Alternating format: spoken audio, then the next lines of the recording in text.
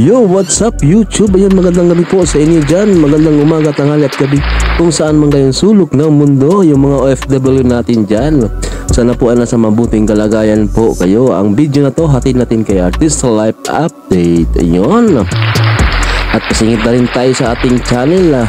Paki-subscribe, inimbitahan po kayong i-subscribe natin ating channel. Paki-like, comment at pahit na rin sa ating notification bell para ma-update kayo sa ating mga bagong ina-upload. Ayun guys, dito na naman tayo sa ating showbiz.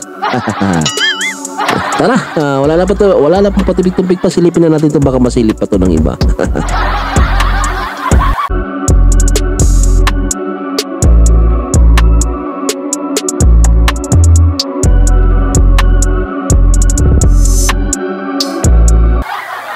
Mga ka-legit Dover Cats, another updates po tayo kung saan ay nabalitaan nga po natin na itong si Princess Sarah ng Gedli na si Cassie Legaspi mukhang ligwak agad dito po sa portion na ito. Ano nga ba ang nakapalob sa balitang ito? But before that, if you haven't subscribed yet to my YouTube channel, please don't forget to like, share, and subscribe at hit mo na rin ang bago nga tayo tuluyang dumako sa ating pong sentro ng mga balita, ay nais ko po muna magpasalamat sa lahat po ng mga libang at umaantabay sa lahat ng ating mga at pagsubaybay.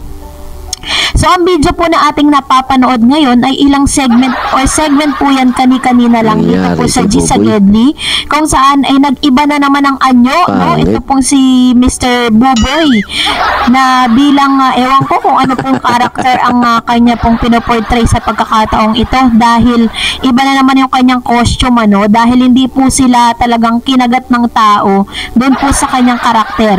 At pagkatapos nga na lumabas ang magkapatid na si Atasha Mulak, ngayon naman ay inaantay na rin po ng lahat, kasi parang nabuking kasi yung plano po ng EAT dito po sa pagpasok ni Mr. Andres Mulak nung inulat po ni Christopher Min sa kanyang channel yung parang 1PH, sinabi niya na pasok na raw sa banga itong si Andres Mulak.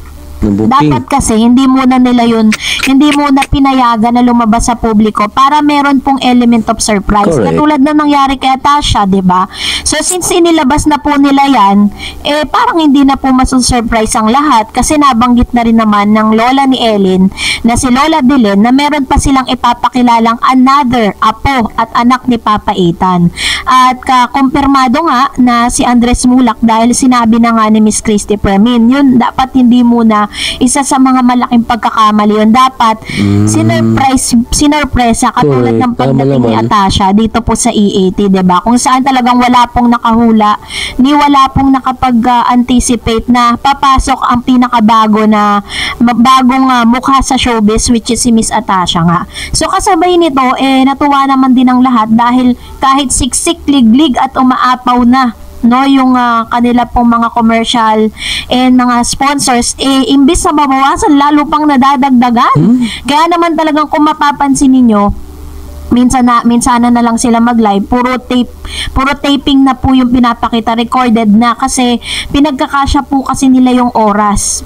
Diba? Kumbaga parang kailangan ma-concise nila yung episode for today's episode at maipasok nila ng maipasok yung mga ads na meron po sila. Kasi syempre nagbabayad po yun. May mga advertisers talagang naka-black timer po sa kanila na talagang buong taon binayaran na. Kumbaga parang nag-advance payment na sa kanila to make sure na maipapalabas yung kanilang mga advertisement. So, ganun po yung ginagawa ngayon at parang plano ng EAT. Kaya kung mapapansin ninyo, pag po kayo may Mayor Jose Manalo na, kapag may mga pagkakataon na cut na siya, may edited na. Union Bank Online knows your transfer fees, less regrets. Red Ribbon Triple Chocolate Roll. Best tasting chocolate roll based on a Metro Manila study.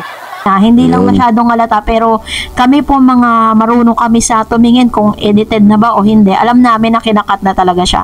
At syempre alam natin during the live, talagang hindi po kasya yung oras. Lalo na po bukas, aabangan po natin ang isa sa pinaka first, yung pinaka winner ng EAT Sing It na segment na ito, kung saan ito po ay talaga masasabi natin bibigyan nila ng biggest break din kasabay ng pagpasok ni Atasha.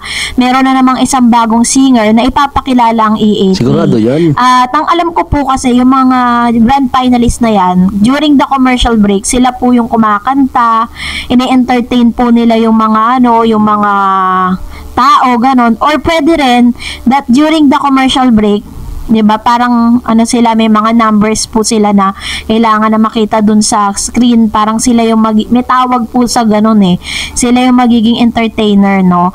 Pero yun nga, eto na nga po yung sentro ng balita natin, kasi kung matatandaan po ninyo sa pagpasok ni Atasha, kasabay din ng paglabas nitong si Cassie. Siguro po alam nyo na, may mga chismosang kapitbahay dyan na nagsabi na may bagong ipapasok, kaya gumawa sila ng paraan para at least mapag-usapan sila, kung saan kasabay ng pagpasok ni Cassie at dito po sa Gedli ay paglabas naman po ni Atasha dito po sa dito sa EAT.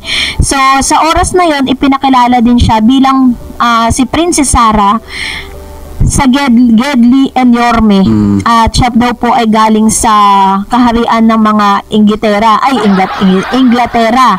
So yun po yung isa sa mga pinapalabas nila. Pero for the whole week, kung mapapansin niyo, medyo naglaylo. Medyo yung exposure po ni Cassie medyo nabawasan. Kasi pagkatapos po lumabas ni Atasha, yung talagang pinagsasabong na si Cassie tsaka si Atasha. Ang dami po kasi mga write-ups na naglalabasan na parang mas pinupuri ito pong si Atasha kesa kay Cassie, na talaga syempre pressure yun on her part. Kasi sabi nga po ng ilan sa mga journalists or showbiz columnist, kung ikaw ba ang papipiliin, ano bang gusto mo? Yung ulam na 3 beses ng ininit o yung ulam na bagong luto? So yun kasi yung kung paano nila i-compare yung dalawa And at the same time, talaga namang makukompare mo siya kasi si Cassie at si Mabi, nung part na sila ng showbiz. Pero ayoko pong pero ito po kasi napansin ko na parang never naman talagang silang napag-usapan, no, nung pumasok sila sa showbiz. Unlike dito po sa Kambal di pa nga lumalabas si Andres, 'di ba? Pero napag-uusapan na, ginagawa na nga siya ng mga account sa social media ng mga fan, 'di ba? Hindi pa siya lumalabas, how much more kapag lumabas na po ito pong si Andres, 'di ba? So hindi natin masisisi ang ilan na talagang makumpara ito pong twins na ito. But anyways, syempre bahala na po ang tape bulagta kung paano nila bibigyan ng biggest break ang Kambal kasabay ng pagpasok ng Kambal din dito po sa EAT. So kayo na po ang humusga. At ngayon naman, bago tayo magtapos, ay narito naman ang ilan sa mga komento po ninyo patungkol sa update po natin. And magre-react lang po tayo sa inyong mga komento. Unang komento mula kay Ma'am She Pollen Angel. Sabi niya, kay Atasha lang sabog na ang kalaban ng TVJ. Sabi ko, sa sikat ang batang ito. Yes, malaki ang potential niya, mabilis siya matuto at magaling makisama at makipaghalubilo sa kapwa. Host, wag lalaki ulo, you're in good hands, Tash. True. Yun po talaga. Katulad po ni Maine Mendoza, diba? Never naman po siya talagang nakita mong lumaki yung ulo niya. Talagang she keep her feet on the ground kahit mayaman na po si Maine, diba? And of course, sabi ni Yoli Bautista, si Atasha parang Marian Rivera. Maganda, kwela, graduate, walang arte-arte kahit ilabas siya. Kwela din si Marian, may sarili siyang style pag joke. Malayo kay Cassie. Oo, tama si Cassie. Parang si Ruby Rodriguez. Kaya nga po, alam nyo po, kung bibisitahin nyo yung Instagram account ni Cassie, todo-todo po talaga yung pagpapapayat niya. Kasi yun talaga yung unang napapansin sa kanya na parang siya, yung katawan niya mabilog, na isang bagay na dapat mino-workout niya kasi nga, 'di ba, artista siya. At isa yun sa mga dapat na nakikita sa kanya. And of course, Miss Christina Samporna said, yes, totoo about Miles. Talented pa naman siya. Nakilala ko si Miles sa Going Bulilit kasi anak ko, Going Bulilit lang ang pinanonood sa ABS-CBN. Solid GMA ako noon kasi nandun pa ang TVJ sa kanila. Ngayon, TV5 na ako. Anyways, about Miles, nasa 8 Bulaga na siya ng TVJ sa GMA pa noon. Doon nakita potential niya sa hosting. Magaling mag-train. Tama po. Sabi ni Taurus Jumaw, lahat ng dumaan sa TVJ, sumikat, walang binabagsak, sikat. At ka at pag dumaan ka sa TVJ, hindi ka iiwan. Pag sikat ka na, syempre, hiwalay ka na sa daming offer sa kanila dahil sa TVJ. Pero naman po, yan po yung katotohanan na lahat po ng mga naging part ng EAT or ng Branded 8 Bulaga, hindi po yan lumabas ng show na yan na hindi po nakilala. Sino man, di naman tatagal ng ganun katagal ng 44 years yan. Kung talagang, diba? Sabi ni June Bess, ang layo ni Tasha kay Cassie, no point of comparison. Si Cassie parang Ruby Rodriguez in the making. Ang hilig pang mag-short, ang laki naman ng mga pata. Grabe, ganun talaga yung comparison, no? Actually, maganda naman din si Cassie, pero magkaiba kasi sila ng beauty. Magkaiba yung dating nilang dalawa. Sabi ni Nanseb, anyone na nagiging co-host sa Legit 8 Bulaga ay sumikat talaga. Tony, Alden, and Main. True. Manso Campo. Sino pa? Yung mga sumikat. Si Sugar Mercado. Si Gladys. Diba? Gladys, yung komedyanteng singer. Diba? So, totoo po yan. So, that's it for today. For more videos and updates, please don't forget. Ayan guys, sana namang balibagong reaction video atin natapos. Ayan. Nakasagap na naman kayo ng chismis. Uy, nako. Ba talaga ang karisma ni Atasha? Ayun, ang video na to ay kaya Archisa Live Update.